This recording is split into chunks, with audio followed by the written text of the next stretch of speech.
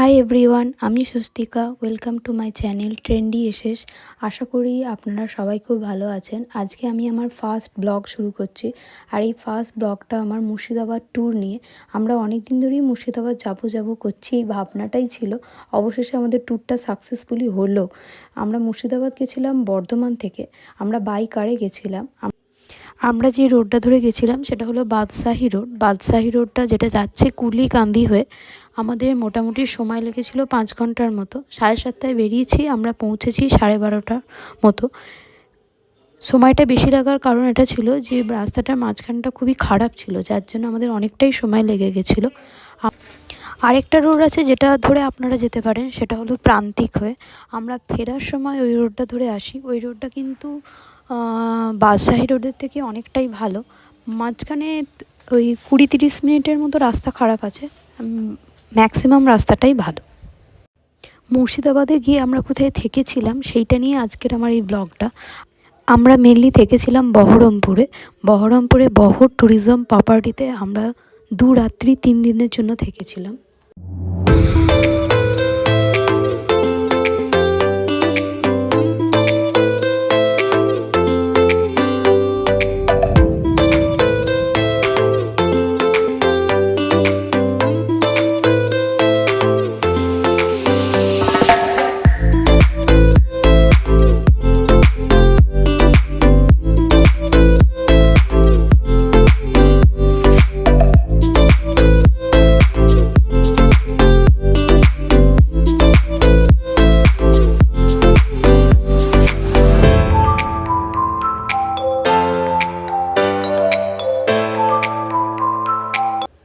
এই শীতকালটাই হচ্ছে ঘোরার জন্য সব থেকে আদর্শ।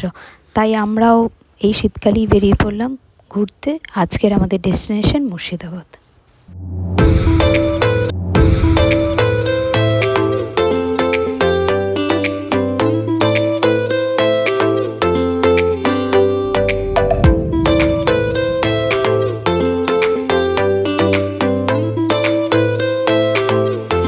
শীতের সকাল, তার সাথে হালকা রোদ, বেশ এনজয় করছি ব্যাপারটা। কিন্তু আমরা এই বলতে বলতে কথা বলতে বলতে ছবি তুলতে তুলতে আমরা এসে পৌঁছালাম বহর ট্যুরিজম প্রপার্টির। গেটটা কিন্তু যথেষ্ট বড় ছিল। আমরা ঢুকেই পেলাম পার্কিং জোন। গেট থেকে ঢুকেই ছিল ফার্স্টই ছিল পার্কিং জোন। আমাদের গাড়িটা ওখানেই ছিল। তারপর আস্তে আস্তে আমরা ভিতরের দিকে ঢুকলাম।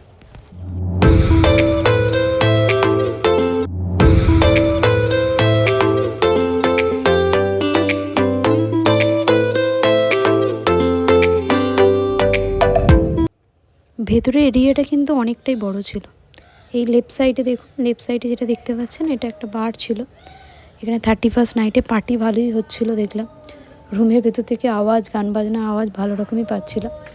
এরপর এই দিকটা চলে যাচ্ছে, বাড়ির পরের দিকটা চলে যাচ্ছে রিসেপশন, সামনের দিকটা। আর রিসেপশনে ঢোকার ঠিক সামনেই একটা শেডের মতো ছিল, আর ওই শেডের ওপরে প্রচুর লতানে গাছ ছিল। ওই নিচে দিয়ে যখন আমি হেঁটে যাচ্ছিলাম না, এইটা একটা বেশ ভালো লাগছিলো আমার। বেশ মানে গাছগুলো ছিল আর নিচ দিয়ে হেঁটে যাচ্ছিলাম, একটা গ্রিন একটা অ্যাপিয়ারেন্স, বেশ সুন্দর ইউনিক ব্যাপার ছিল এটা। আর পুরো চারিদিকটা এত গাছ, আর শীতের মরশুম, গাছগুলো যেন প্রাণ পেয়েছে আরোই বেশ। আরেকটা ব্যাপার হচ্ছে পুরো এরিয়াটা কিন্তু খুবই পরিষ্কার পরিচ্ছন্ন।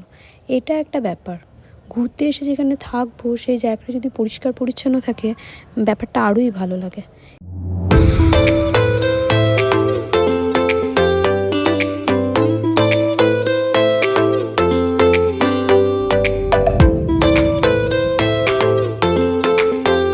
চলুন এবার আস্তে আস্তে আমরা ভিতরের দিকে যাই, গিয়ে দেখবো রুমগুলো কেমন, সব কিছুই আপনাদের সাথে শেয়ার করব।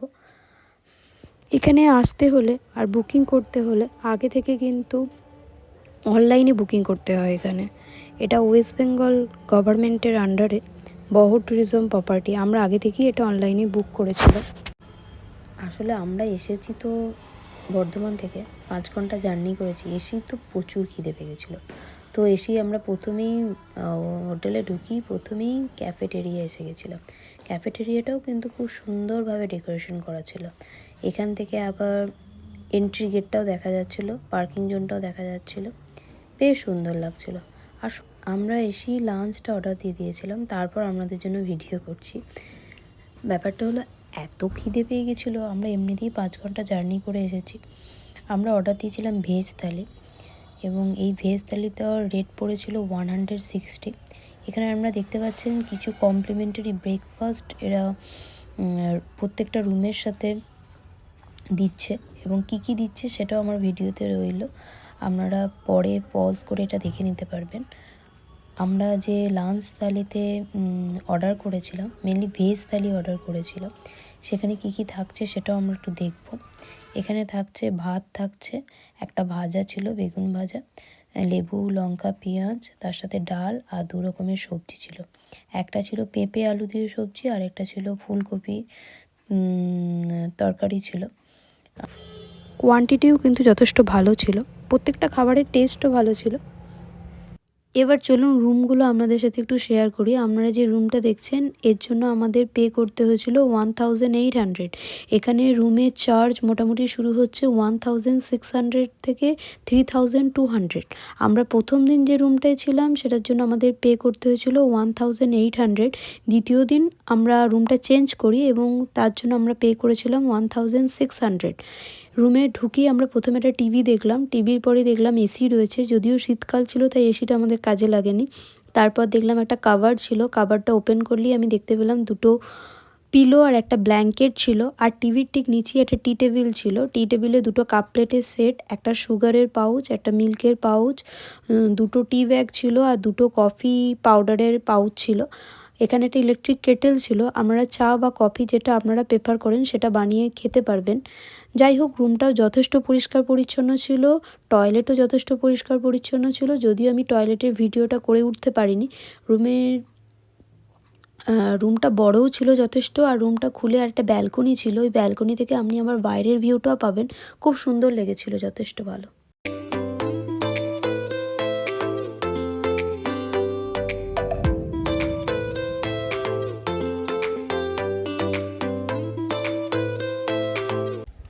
এরপর আমরা যাচ্ছি রিসেপশনের দিকে, রিসেপশনটা দেখব, কারণ ফার্স্টে আপনাদের সাথে রিসেপশনটা শেয়ার করা হয়নি, কারণ তখন আমরা খুব তাড়াহুড়োর মধ্যে ছিলাম বলে আমি ভিডিওটা করে উঠতে পারিনি। রিসেপশনটাও খুব সুন্দরভাবে সাজানো ছিল, যেহেতু সামনেই 25শে ডিসেম্বর চলে গেছে, তাই ভেতরেই দেখলাম একটা ক্রিসমাস ট্রি, তার পাশেই ঠিক ছিল সান্টা ক্লজ, আর রিসেপশনেটাও গোছানো ছিল, পরিষ্কার পরিচ্ছন্নটা কিন্তু দেখতে হবে, খুবই ভালো। আর এখানে 2টো অ্যাকুয়ারিয়ামও ছিল, অ্যাকুয়ারিয়ামে খুব সুন্দর মাছগুলো খেলে বেড়াচ্ছিলো, ওটাও বেশ ভালো লাগবে। ঘুরতে এসেছি, সব কিছুই ভালো করে দেখতে হবে, আর সব কিছুর মধ্যেই ভালোটা নিতে হবে।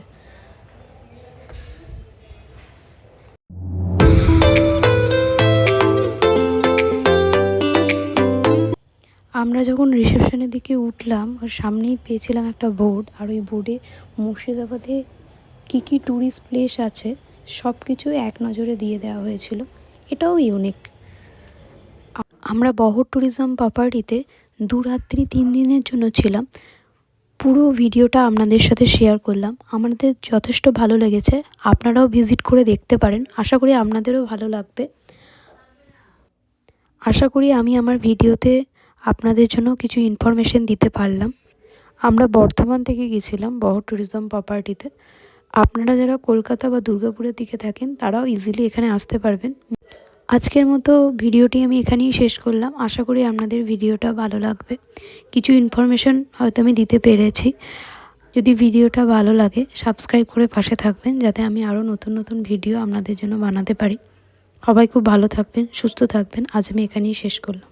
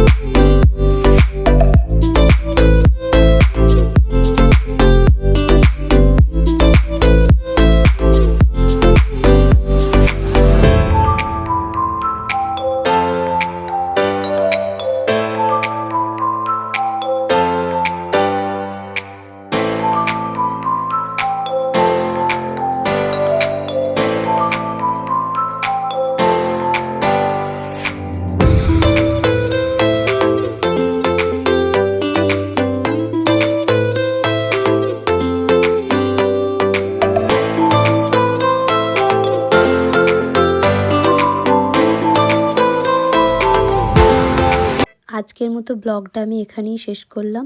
আবার দেখা হবে নেক্সট কোনো ব্লগে। সবাই ভালো থাকবেন, আর ব্লগটা ভালো লাগলে অবশ্যই সাবস্ক্রাইব করে পাশে থাকবেন।